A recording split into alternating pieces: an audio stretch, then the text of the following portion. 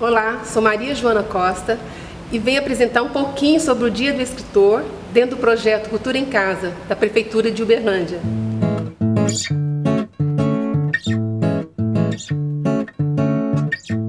Dia 25 de julho é o Dia do Escritor. E essa data ela foi instituída por um escritor muito famoso, o baiano Jorge Amado. Jorge Amado, até mesmo aquelas pessoas que nunca leram um livro dele, o conhecem, porque suas obras viraram novelas, minissérie, filmes, como por exemplo Gabriela, Tieta, Porto dos Milagres, Dona Flor e seus dois maridos. A minha experiência como leitora começou lá na infância, quando eu fazia parte das séries iniciais, na minha escola. E eu me lembro quando a minha professora, em algum momento da aula dela, geralmente ao final da aula, ela lia um livro pra gente.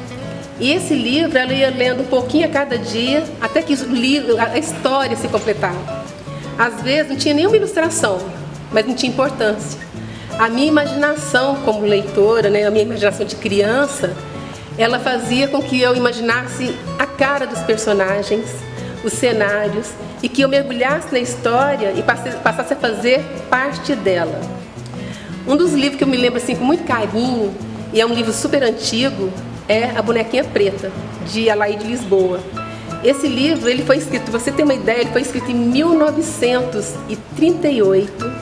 Então ele encantou crianças, gerações antes de mim, encantou crianças da minha geração e encanta crianças ainda hoje. É assim, incrível como uma história de uma bonequinha preta que fica sozinha em casa, ouve barulho lá fora na rua, fica morrendo de curiosidade, chega até a janela, cai e vai viver um monte de aventuras antes de voltar para o braço das suas donas. Da sua dona, né, que no caso é a Mariazinha. Falando de livros, falando de Alaide, eu me lembro que a Academia Brasileira de Letras tem muito poucas mulheres para poder ocupar as suas cadeiras, as suas cadeiras de imortais. Para você ter uma ideia, nas primeiras 8 décadas da Academia Brasileira de Letras, nenhuma mulher fez parte, porque elas não podiam ser eleitas. Inclusive, na década de 50, para deixar isso bem claro, eles colocaram no regulamento. As eleições podem ser eleitos brasileiros do gênero masculino. Esse dado, que é um tanto quanto triste, ele só desapareceu quando em 1977 Raquel de Queiroz foi eleita. Para vocês terem uma ideia, são 40 imortais. Desse, apenas 5 são mulheres, nenhuma negra. A escritora Conceição Evaristo, ela tentou se candidatar em 1918, só que ela perdeu para o Cacá Diegues, que é um cineasta. Então é uma lacuna que precisa ser completada. E falando nisso, o que acontece na Academia Brasileira de Letras mostra muito sobre a cultura da literatura de maneira geral, não só brasileira, mas mundial. É um espaço que quem tem privilégio, quem aparece mais, são os homens. Eu me lembro muito de quando eu fiz o magistério, e a minha escola, que era uma escola pública estadual, ela ficava bem pertinho da biblioteca. Então era para a biblioteca que eu ia quinzenalmente para poder ler os meus autores favoritos. E tinha alguns autores que eram tão disputados que tinha lista de espera para lê-los. E foi no magistério também que eu tive a honra de estudar com a professora Marta Panúzio, escritora, autora de várias obras, por exemplo, Era Uma Vez no Rio, Os Três Capetinhas e Veludinho. E a Marta Panúzio, eu me lembro que tinha algumas aulas dela, ela chegava carregada de livros e deixava à disposição para que a gente pudesse lê-los e discuti-los. Então foi um aprendizado. Marta, muito obrigada. Nunca é tarde para você começar a ler. Eu me lembro que a minha iniciação como leitora, ela começou lá atrás, na escola, quando eu tinha por volta de 7 ou 8 anos. Porque na minha casa não tinha livros à disposição e nenhum adulto que tivesse apreço por livros para poder me estimular. Mas a minha mãe, já na velhice, ela começou a ler. Ela ganhava livros dos autores padres e lia todos eles. E ela começou a ganhar livros de presente. E quando ela não tinha livro novo para ler, ela relia os antigos. Então a minha mãe se transformou, na velhice dela, em um exemplo de leitora.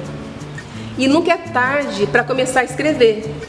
Para você ter uma ideia, a Cora Coralina, ela começou a escrever, ela já tinha mais de 70 anos. A Adélia Prado tinha mais de 40 quando ela publicou o primeiro livro.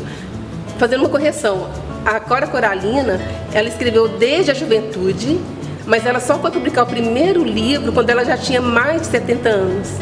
A Adélia Prado já tinha 40 e a Carolina de Jesus tinha 46. E hoje todas são reconhecidas como pessoas muito importantes para a literatura brasileira. João Cabral de Melo Neto diz que escrever é estar no extremo de si mesmo. E quando eu falo isso, eu não posso deixar de homenagear nesse momento aquelas pessoas anônimas que exercem esse estar no extremo de si mesmo, se desnudar através da escrita todos os dias. São pessoas, algumas delas já publicaram, outras ainda sonham com isso. E eu quero deixar o exemplo de uma pessoa que é muito querida, que é a Maria Helena. A Maria Helena, o primeiro texto que eu tive contato foi de um livro que foi reproduzido numa máquina de fotocópias na escola estadual que a gente trabalhava. E eu comecei a ler os textos dela e vi que eram muito bons, porque ela escreve sobre o cotidiano, E nesse cotidiano ela trata ele com ironia e muito bom humor. Depois de algum tempo, a Maria Helena ela começou a colocar seus textos para seleção, em concursos para pessoas da terceira idade. E os seus textos sempre eram selecionados porque eles eram muito bons. Um dos concursos que a Maria Helena participou, ele se chamava Viaje Poeticamente, que era um concurso promovido pela Secretaria Municipal de Cultura, aqui de Uberlândia, em parceria com a Secretaria de Trânsito e Transportes. Aí os textos selecionados, os poemas e as poesias, elas eram impressas em papel adesivado e eles colocavam esses poemas e poesias na parte traseira dos ônibus. Então a pessoa que sentava naquele ônibus, ela podia desfrutar da obra de pessoas anônimas. E eu quero ler para vocês uma poesia que foi feita pela Maria Helena. Asas do Vento. Nas asas do vento voa meu pensamento. Vejo as maravilhas do mundo. Passo por vale profundo, sobre florestas verdejantes, cachoeiras espumantes, sobre rios, praias, oceanos. Tudo dentro dos meus planos.